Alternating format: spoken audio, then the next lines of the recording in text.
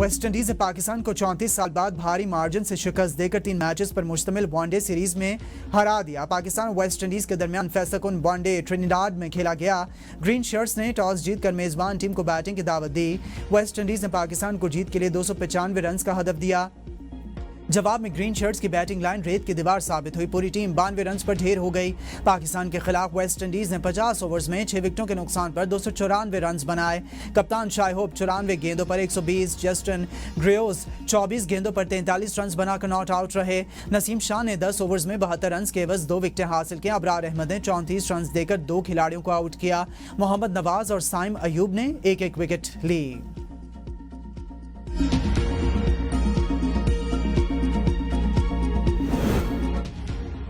6 और 10 मई के बाद एक नया पाकिस्तान वजूद में आ चुका। दुश्मन पानी की एक बूंद भी हमसे नहीं छीन सकता। भारत हमें धमकी ना दे। दोबारा कोई हरकत की तो वो हाल करेंगे कि कानों को हाथ लगाएंगे। वज़ीर आज़म शहबाज शरीफ का तकरीब से खिताब। कहा सिंतास मुआहदे के तहत भारत पाकिस्तान के हिस्से का पानी नहीं रोक सकता। दुश्मन को शिकस्त देने के बाद एक नया पाकिस्तान मार्ज़ वजूद में आ चुका। पाकिस्तान की मुसल्लह अफ़वाज ने भारत को इबरतनाक सबक सिखाया। हमारे बहादुर सपूतों ने 10 मई को भारत का गुरूर खाक में मिला दिया। पाकिस्तान ने भारत के 6 तैयारे मार गिराए। दहशतगर्दी के खतरात से निमटने के लिए अमेरिका और पाकिस्तान ताउन बढ़ाएंगे। तर्जमान अमेरिकी महकमा खारिजा टैमी ब्रोस कहती हैं कि दहशतगर्दी की तमाम शक्लों से निमटने के लिए मुश्तरका अज़्म का आयादा किया गया।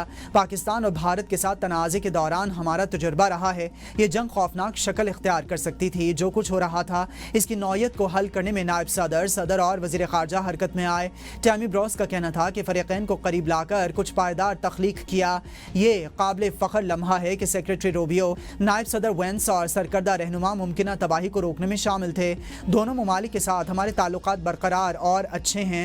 हमारे सिफारतकार दोनों ममालिक के लिए पुरअज़म हैं। खित्ते और दुनिया के लिए अमेरिका का इन दोनों ममालिक के साथ अपना काम अच्छी तरीके से जारी रखने की खबरें हैं। ये एक ऐसे मुस्तकबिल को फ़रोग़ देगा जो फ़ायदेमंद हो।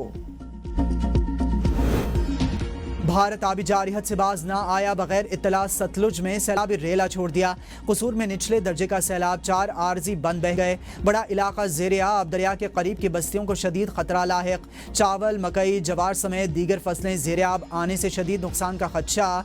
चबिंडा के मकाम पर नाला डेक में ऊंचे दर्जे का सैलाब। जफरवाल रोड पर पुल सैलाब में बह गया। दरिया चनाब में मराला खान के कादराबाद और झंग के मकाम पर ऊंचे दर्जे का सैलाब। PTM ने अलर्ट जारी कर दिया। रिहायशों को बर वक्त महफूज मकामात पर मुंतकिल होने की हिदायत। दरिया सिंध में तरबेला, कालाबाग और चश्मा बैराज पर निचले दर्जे का सैलाब है। हेड सुलेमानकी के मकाम पर दरिया सतलुज में पानी की सतह बुलंद। इस्लामाबाद, रावलपिंडी और कश्मीर के कई इलाकों में बारिश। पंजाब, बालाई खैबर पख्तूनख्वा और कश्मीर के चंद मकामात पर आज तेज बारिश का इम्कान।